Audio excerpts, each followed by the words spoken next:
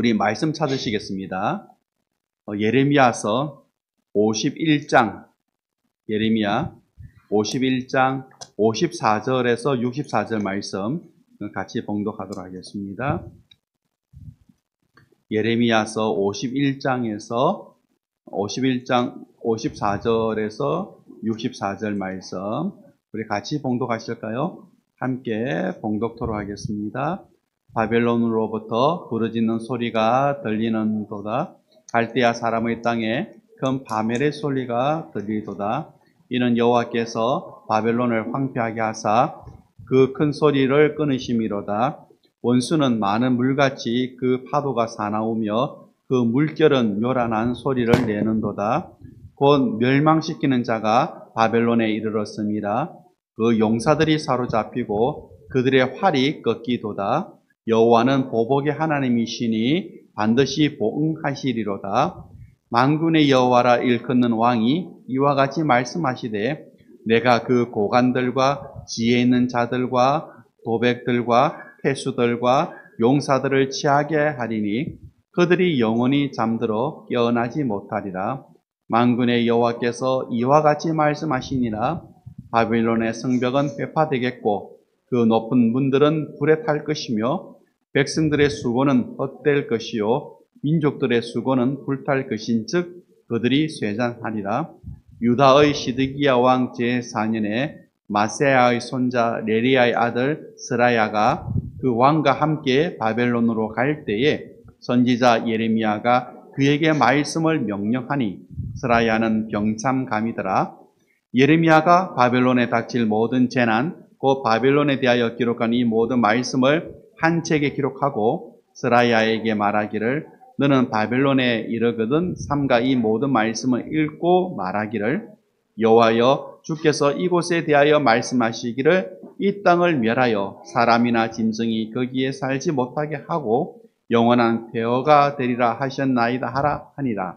너는 이 책을 읽기를 다한 후에 책에 돌을 메어 유브라데 강 속에 던지며 말하기를 바벨론이 나의 재난 때문에 이같이 몰락하여 다시 일어서지 못하리니 그들이 피폐하리라 하라 하니라.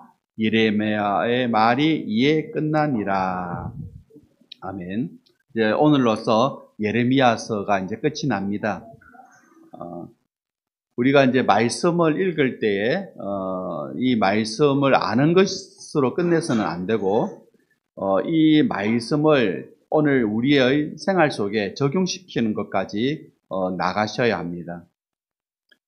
자, 이 말씀을 우리 삶 속에 적용시켜 볼 때에 오늘 우리는 어디에 지금 서 있는가 이거를 좀 생각할 수 있겠죠. 나는 지금 어디에 서 있는가?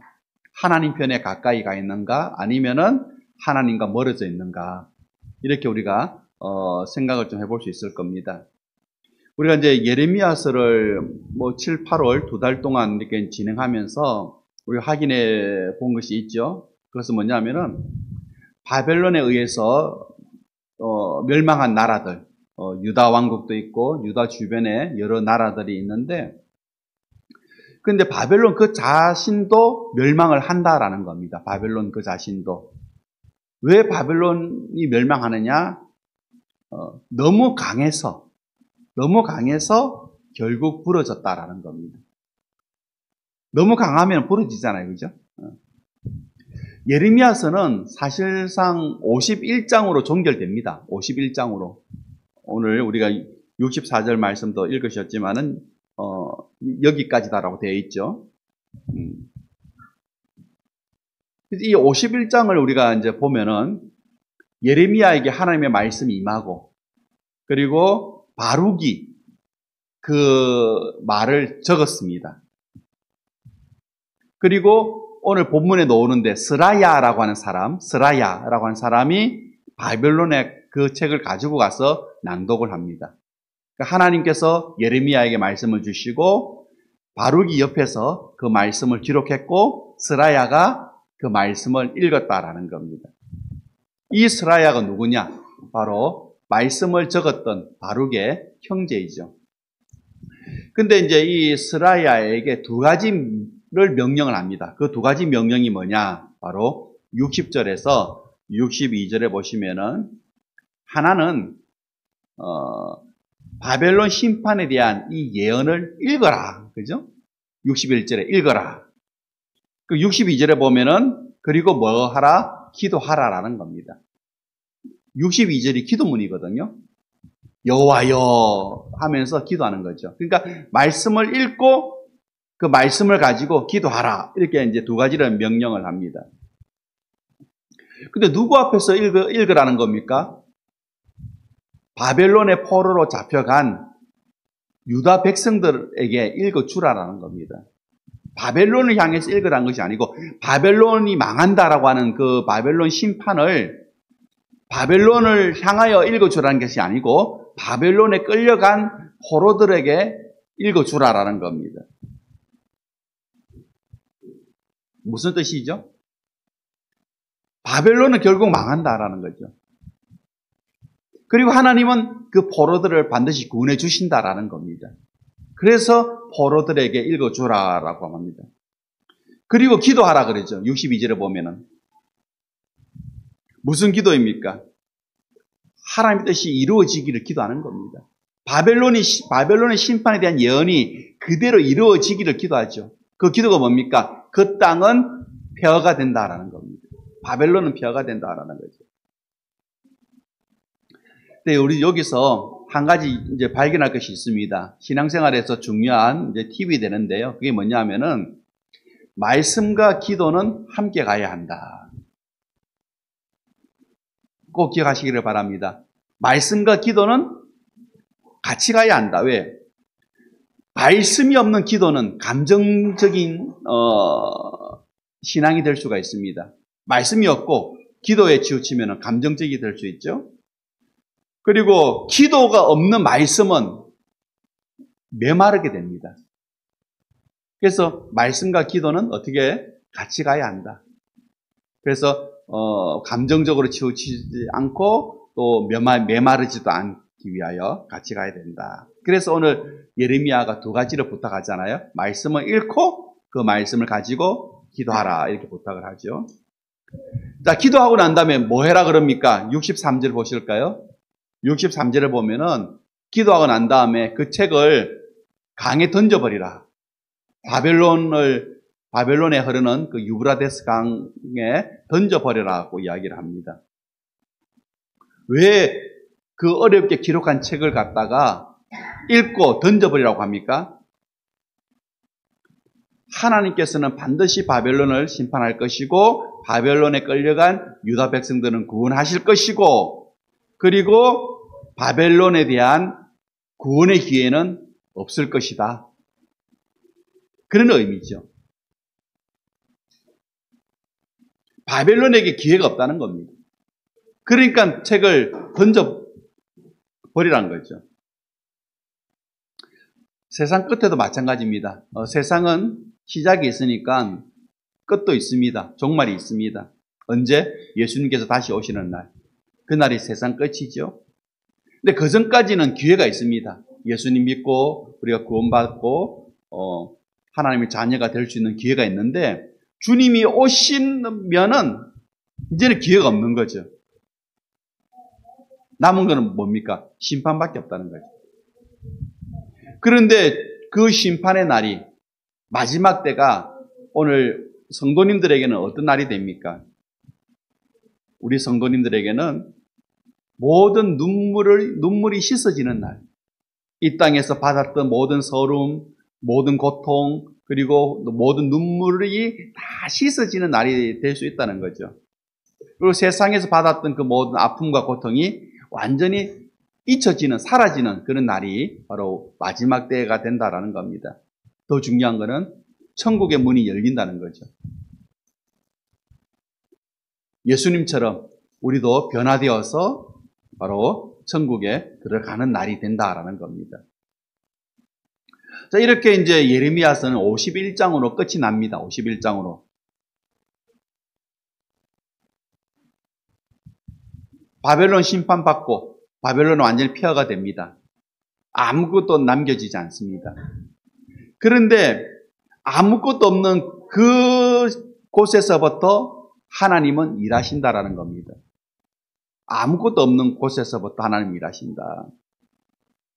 우리 삶을 돌아보면은 그럴 때가 있지 않습니까? 아, 하나님이 계시지 않는 것 같다. 하나님이 계시지 않는 것 같다. 또 그럴 때도 있죠. 하나님 계시다면 어디 계시느냐. 또 묻고 싶을 때가 있잖아요. 너무 힘들면은, 우리의 삶이 너무 지치고 힘들면은, 아, 하나님께서 계시다면 나를 이렇게 힘들게 하실 수 있느냐. 하나님 어디 계시느냐. 항변합니다. 이스라엘을 보십시오. 52장에 보면은 52장의 내용입니다. 보시면은 성전이 무너집니다. 왕궁이 불타버립니다. 백성들의 집이 다 불타고 성벽이 무너져 버립니다. 하나님의 성전에 있는 그 모든 그 거룩한 성물들이 다 바벨론으로 약탈되어지고 바벨론에서 그걸 뭘로 쓰느냐. 다니엘서에 보면은 유흥의 도구가 되어버립니다. 유흥을 즐기는 도구가 되어버립니다. 그 거룩한 성전의 기물들이. 희망이 없다는 거죠. 성전도 무너지고 왕궁도 무너지고 집들도 무너지고 성벽도 무너지고 희망이 없습니다. 아무것도 남겨져 있지 않습니다. 그런데 하나님은 그때부터 일하신다라는 겁니다. 그때부터 일하신다. 그러잖아요. 아무것도 남겨지지 않을 때 사람은 어디를 쳐다봅니까? 하늘을 쳐다봅니다. 아무것도 없기 때문에 하늘을 쳐다본다라는 겁니다. 앞이 보이지 않기 때문에 주님의 손을 붙잡을 수밖에 없습니다. 더 이상 무너질 것이 없기 때문에 다 무너져 버렸습니다. 더 이상 무너질 것이 없습니다. 그럴 때 우리는 주님께 기댈 수밖에 없습니다. 주님께 기대게 되어 있습니다. 더 이상 추락할 곳이 없을 때, 떨어져서 더 이상 추락할 것이 없을 때 우리는 다시 주님을 바라보게 된다라는 겁니다. 왜? 우리는 하나님의 자녀이기 때문에 그렇습니다. 하나님의 자녀이기 때문에. 성경 말씀에 부모는 그 자녀를 잊어버려도 하나님은 자녀를 잊지 아니하신다, 기억하신다라는 말씀이 있습니다. 그래서 하나님은 우리의 뭐가 되십니까? 아버지가 되시는 겁니다. 그래서 하나님 뭐라고 합니까? 아버지라고 하는 거잖아요. 하나님 아버지입니다. 자, 52장 한번 보실까요? 52장 1절 말씀해 보시면은 시드기야가 왕이 오를 때 이렇게 시작되어지죠. 시드기야가 누구냐? 바벨론이 세운 허수아비 왕입니다. 여호야긴이라고 있었는데 그 왕을 쫓아내고 그 삼촌인 시드기야를 허수아비로 세워놨습니다. 근데 문제는 이 시드기야가 왕이 되고 난 다음에 유다 왕국은 혼란스러워졌다는 겁니다. 어떻게 혼란스러워지느냐? 신바벨론파가 있습니다. 그리고 신애굽파가 있습니다. 애굽을 의지하자, 아니다 바벨론을 의지하자, 그래가지고 대립을 하고 있습니다. 결국 누가 승리하느냐? 신애굽파가 승리를 합니다. 그러니까 이 시드기야 왕이 바벨론에 의해서 왕이 되었지만은 정치는 애굽파가 승리를 하니까 그래서 바벨론을 배신을 합니다. 그때 바벨론이 가만히 있습니까?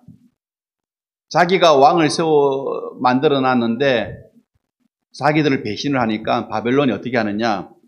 예루살렘을 에워쌉니다. 그리고 공격을 합니다. 2년 뒤에 예루살렘은 무너져 버립니다. 유다 왕국은 망합니다. 근데 왕은 어떻게 하느냐? 탈출을 합니다. 그 와중에. 그런데 성공했느냐? 실패합니다. 바벨론 군대가 쫓아가서 왕을 붙들죠. 그래서 왕 앞에서 왕의 아들들을 다 죽이고 왕의 눈을 뽑아버리고 감옥에 가두어 버립니다. 그래서 감옥에서 죽습니다. 성경에 보면 비참하게 죽음을 맞이한 사람들의 이야기가 많이 있습니다.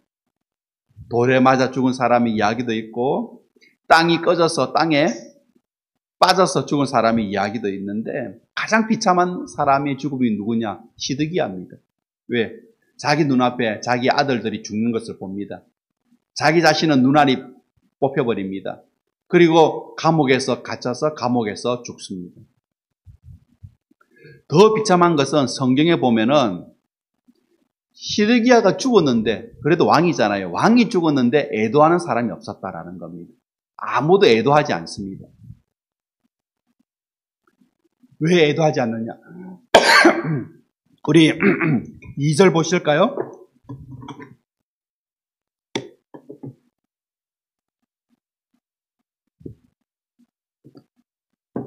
우리 2절만 같이 한번 읽어봅니다. 그가 여호야김의 모든 행위를 본받아 여호와 보시기에 악을 행한지라. 왜 왕이 죽었는데 애도하지 않느냐? 하나님 보시기에 뭘 행했다고요? 악을 행하였다. 그러면은 이 시드기야 왕이 저지른 악은 뭐냐? 우리 성경 역대기 왕들의 기록인 역대기 하 36장에 보시면은 그의 악행이 기록되어 있습니다. 한번 보실까요? 역대기 하 36장 11절, 12절, 13절, 14절에 보시면은요. 12절에 뭐라고 합니까? 하나님 보시기에 악했다. 또 12절에 뭐라고 합니까? 끝에 겸손하지 않았다. 그리고 13절에 보면은 목이 뻣뻣했다. 겸손하지 않으니까 목이 뻣뻣할 수밖에 없잖아요. 그죠?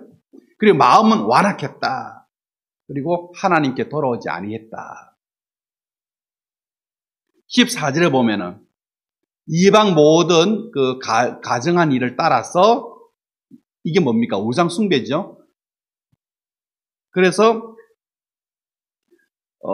성전을 더럽게 하였다. 이렇게 되어 있습니다. 성전을 더럽게 했다. 그러니까 오늘 예레미야서 52장 2절은 하나님 보시기에 악을 행하였다라고 하는 거죠.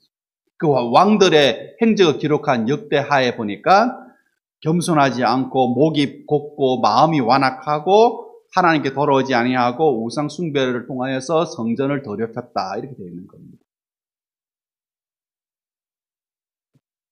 분명히 예레미야를 통해서 시드기야에게 하나님의 말씀이 전해졌습니다. 근데 시드기야는 그 말을 듣지 않습니다. 기회가 있었습니다. 근데 그 기회를 포기했습니다. 결국 멸망당했다는 겁니다. 그러면 왜 시드기야가 그 조상을 따라서 악을 행하였느냐? 여러분, 과거로부터 내려오는 관습이 있습니다. 근데 그 관습대로 살아가는 것은 자연스럽습니다. 그렇잖아요. 대대로 내려오던 관습이 몸에 배어 있는데 그 관습대로 살아가는 것은 자연스럽잖아요. 근데 갑자기 변화를 하려고 합니다. 내가 그 관습을 끊어버리고 변화를 하려고 한다. 그러면은 이게 어려운 일이 됩니다. 관습을 따르면은 자연스러운데 그 관습에서 내가 변화를 해버리면은 어려움이 따라온다라는 겁니다. 여러분들 그렇지 않습니까? 어느 날 예수님 믿고 어느 날 그리스도인이 되면은 성도가 되면은 예전에는 자연스러웠는데 지금은 부자연스러운 일들이 있잖아요. 예전에는 자연스러웠던 것이 그리스도인이 되고 난 다음에는 기독교인이 되고 난 다음에는 그 일이 부자연스럽다라는 겁니다. 어색하다는 거죠. 그런데 내가 기독교인이 됐다. 근데 과거에는 그런 일들이 자연스러웠는데 이제는 좀 어색하고 불편하고 부자연스럽다. 그래서 나는 옛날이 좋다. 그래서 옛날로 돌아간다면 어떻게 됩니까? 구원이 없는 거죠.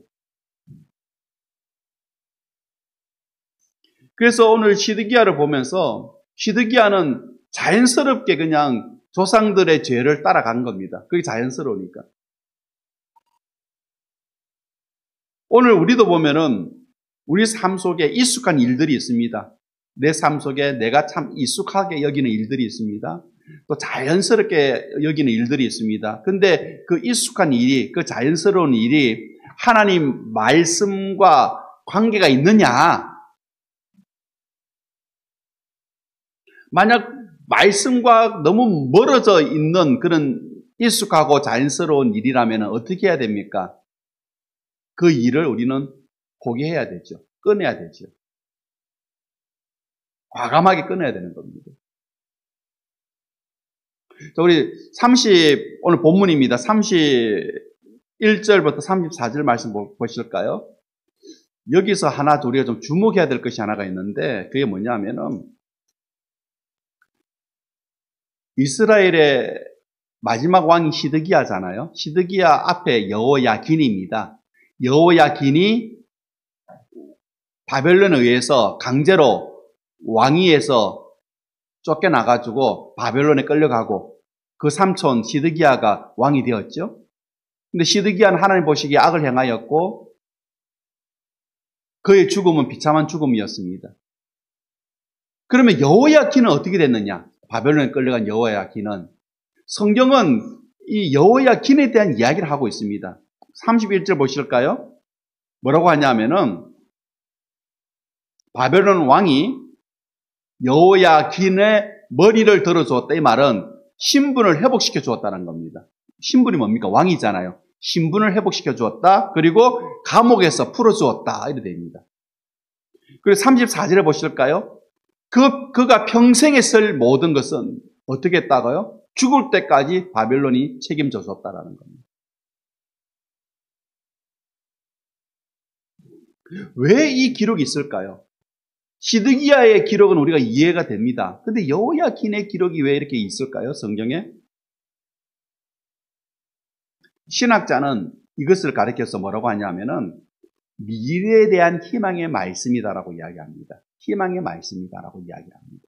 무슨 말이냐면은 바벨론의 심판은 반드시 이루어진다. 그래서 그거를 읽고 난 다음에 그렇게 되리라고 기도하고 난 다음에 그 책을 강물에 던져버리라. 바벨론은 기회가 없다. 이게 51장이잖아요. 51장. 그리고 그렇게 만든 원인이었던 시드기야 왕의 이야기가 52장에 나옵니다. 비참한 죽음을 맞이하죠. 그러면서 다시 여호야긴의 이야기가 소환이 됩니다. 이것은 무엇을 말합니까? 희망을 이야기하고 있다는 겁니다. 하나님의 심판이 이루어지고 예루살렘은 사람이 살 곳이 되지 못하는데 황폐하게 되는데 하나님은 거기서부터 다시 시작하신다라는 겁니다. 그래서 하나님은 우리를 완전히 죽이려시는 분이 아니시다라는 것. 하나님의 심판 뒤에는 뭐가 있다? 회복이 있다라는 겁니다. 회복이 있다. 오늘 말씀을 좀 정리하겠습니다. 우리가 이 땅을 살아갈 때 좀 막연할 수 있습니다. 내 앞이 좀 희미할 수 있습니다. 근데 삶이 막연하다고 하더라도 여러분을 향한 하나님의 계획은 반드시 이루어진다. 그래서 여러분에게는 뭐가 있다고요? 희망이 있다라는 겁니다. 희망이 있다. 우리는 반드시 회복될 줄 믿습니다. 아멘이십니까? 여호야긴이 시드기야와 여호야긴이 똑같이 바벨론의 포로로 끌려갑니다. 그런데 여호야긴은 회복이 되지 않습니까?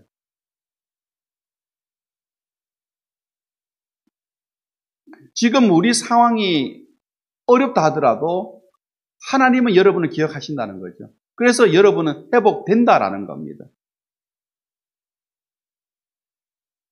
사람은 너무 좀 힘든 일을 당하고 어려운 일을 당하면은 하나님이 나를 버리셨다 이렇게 생각합니다. 하나님이 나를 버리셨다.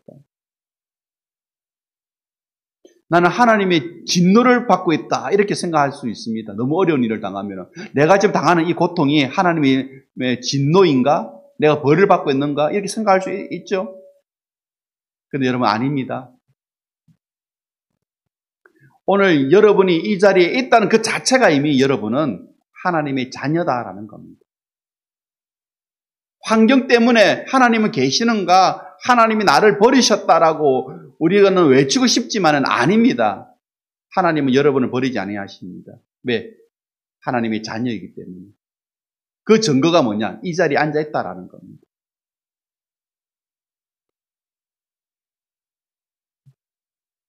그런데 왜 그럼 고통이 있습니까? 이렇게 질문할 수 있잖아요. 내가 하나님의 자녀인데 그럼 나는 왜 그럼 고통이 있습니까? 그거는 여러분, 하나님이 여러분의 아버지가 되시고 여러분이 하나님의 자녀라는 사실을 확인시켜 주기 위한 은혜라고 여러분 믿으셔야 됩니다. 왜? 고통은 제한적입니다.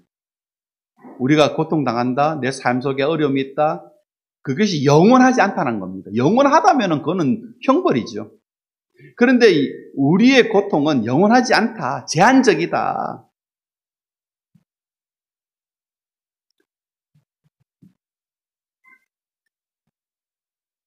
여러분, 동굴에 들어갔는데 동굴에 출구가 없다. 동굴에 들어갔는데 출구가 없습니다. 그러면은 절망이잖아요. 그런데 멀리서 빛이 보인다. 출구가 있다. 그러면은 어떻습니까? 희망이 있잖아요.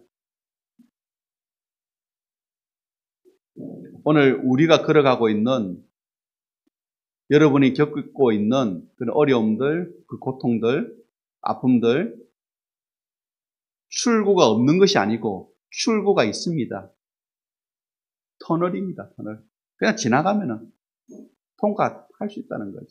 그래서 고통이 있다, 아픔이 있다, 어려움이 있다는 것은 하나님이 나를 버리셨다는 것이 아니고, 하나님이 안 계신다는 것이 아니고, 그것을 통하여서 하나님은 우리를 기억하시고 우리를 붙들고 계시고 우리를 반드시 회복시켜 주신다는 것을 보여주시는 은혜라는 겁니다.